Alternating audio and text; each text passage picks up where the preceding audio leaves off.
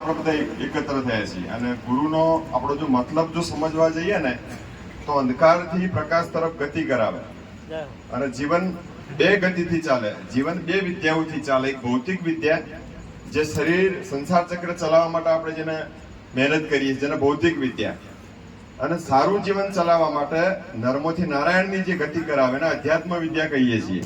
આ અધ્યાત્મ વિદ્યા દુનિયાની કોઈ સ્કૂલોમાં નથી મળતી, ગુરુકુળોમાં જ્યારે ત્યારે મળતી હતી. એ સંતના આશરા સિવાય કોઈ જગ્યાએ અધ્યાત્મ વિદ્યા મળતી નથી. એટલા માટે આજના ગુરુ પૂર્ણિમાના પવિત્ર દિવસે આપણે સૌ સંકલ્પ કરીએ કે આ 84 લાખ જીવોની અંદર માનવ જીવન જે મનુષ્ય ખરું ને 84 લાખ જીવોનું એન્જિન કહેવાય. આ એન્જિનને ઠીક કરવાના નાના નાના ઉપક્રમો દેશભરમાં ચાલી રહ્યા, પરંતુ આ એન્જિનને ઠીક કરવા માટે, ચિત્તની શુદ્ધિ માટે પરમાત્મા એક વ્યવસ્થા કરીએ. એના આપણે જેને કહીએ છીએ ગૌ માતા. એક મોબાઈલને અપડેટ કરવા માટે આપણે દર 2 મહિને મોબાઈલને અપડેટ કરીએ, પરંતુ માનવ જીવનના એના ડીએનએ ને અપડેટ કરવા માટે પરમાત્માએ આ સૃષ્ટિ પર 2 વસ્તુ મૂકી. ભગવાન સૂર્યનારાયણ જેના સૂર્યપ્રકાશના કિરણોથી આપણા શરીરની અંદર ડીએનએ અપડેટ થાય. ડીએનએ ને અપડેટ કરી શકે એવી દુનિયામાં કોઈ વસ્તુ બની નથી. એક ભગવાન સૂર્યનારાયણ અને બીજી છે આપણી દેશી ગાય માતા.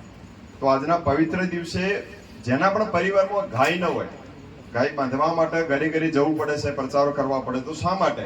તો આપણે કહીએ છીએ કે હિરણ્યકશ્યપુના ઘરે ભક્ત પ્રહલાદ જન્મ થયો હતો.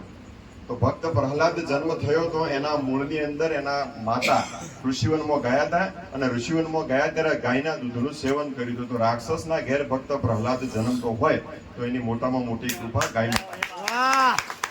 તો કુલ મળીને આપણે બધા સંકલ્પ કરીએ, કારણ કે આ ધરિત્રીમાં આજે કહેવાય છે ને, ધરિત્રીમાં એને જીવંત રાખવા માટે ખરેખર જો ગાય માતા ન હોત ને તો આ ધરતીની અંદર જળ ન હોત, અને ધરતીની અંદર 18 પ્રકારના જે પોષક તત્વો કહેવાય ને ન મળે.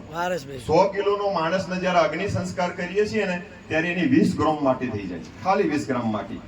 એની ચામડી, એની માંસ મજ્જા જ્યારે બળી જાય છે ત્યારે 20 ગ્રામ માટી થઈ જાય. અને એ 20 ગ્રામ માટીને જ્યારે તમે લેબોરેટરીમાં નાખો ને ત્યારે 18 પ્રકારના પોષક તત્વો એની અંદરથી મળે છે. આ 18 પ્રકારના પોષક તત્વો આધુનિક સાયન્સ એમ કહે છે કે દેશી ગાયના ગૌમૂત્રમાં અને ગોબરમાં છે. અને એટલા માટે ગાય બાંધવી જરૂરી. અને એટલા માટે ઋષિ મુનિઓ આપણા પવિત્ર સંતો જ્યારે જંગલમાં ગયા ને ત્યારે કોઈ રાજાને, કોઈ સૈન્યને લઈને નહોતા ગયા.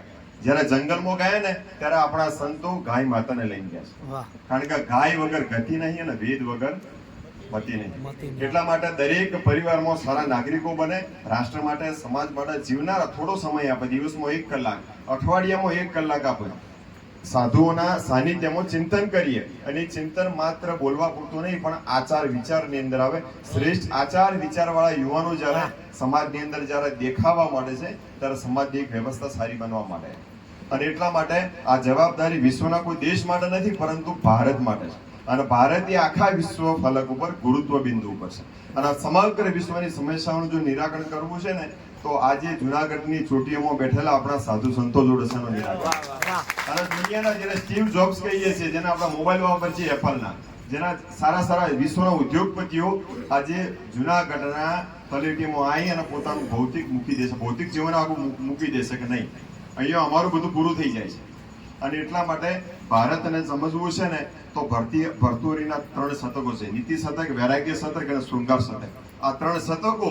અને શોર્ટમાં જો વાત કરીએ તો જો આ ભારતનું જો સમજવું હોય ને તો સંતોના ચરણોમાં જતા રહો, ભારત શું એ તમને.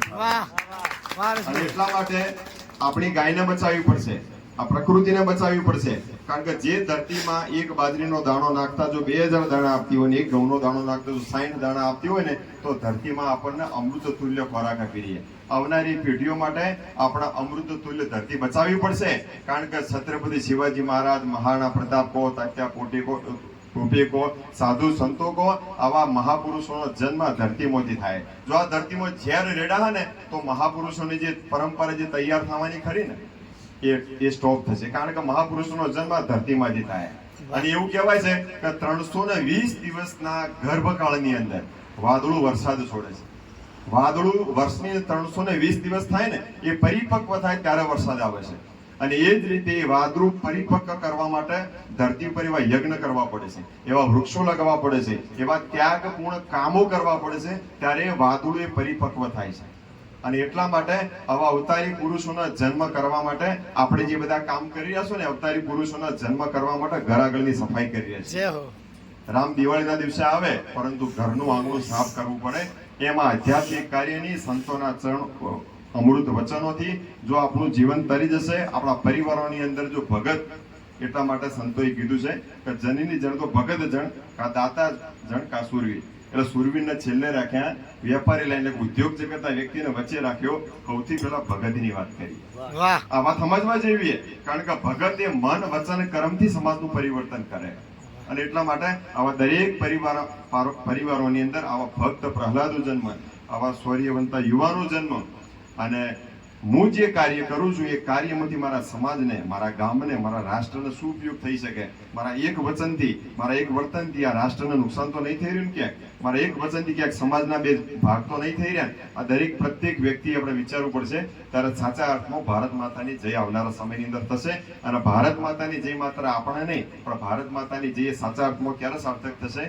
ત્યારે આ ગુરુ પૂર્ણિમાના પવિત્ર દિવસે આપણે સૌ સંકલ્પ કરીએ કે સતત સંતોના આશરે જઈએ, આપણા બાળકોને પણ લાવીએ. મારી દીકરીને હું દર ગુરુ દિવસે દર મહિને લાવું છું, રામધૂનમાં પણ લઈ જઉં છું. તો એકમાત્ર કારણ એ છે કે આ પરંપરા આ સમાજની દીકરીઓ જયારે ઉપાડશે ને, ત્યારે રાષ્ટ્ર આગળ જતું રહેશે. એટલા માટે મિસ માર્ગારેટ નોબેલ ભગીની નિવેદિતા, જેને કહીએ છીએ ઇંગ્લેન્ડની નારી ભગીની નિવેદિતા, એનું નામ હતું મિસ માર્ગારેટ નોબેલ. ભારતમાં આવે છે અને ભારતમાં આવીને પોતાનું સંપૂર્ણ જીવન નિવેદિત કરી નાખે છે. અને સ્વામી વિવેકાનંદની શિષ્યા બને છે. અને ભારતમાં આવીને ભારતની નારી શક્તિ માટે, નારીના ઉત્થાન માટે કામ કરે છે. આજે આપણી નારીઓએ અપાલા, ગોસા, ગાર્કી, લોપામુદ્રા, અહલ્યાબાઈ, આ બધી નારીઓનો આપણો અભ્યાસ કરવો પડશે અને આપણી દીકરીઓને આ ભણાવવું પડશે. નહીં તો આવનારો સમય એ આપણી સંસ્કૃતિ વિશ્વને પોષણ આપનારું છે. અને આ પોષણ એ વિશ્વના હિતમાં છે, એના આપણે બધા સાક્ષી બનીએ.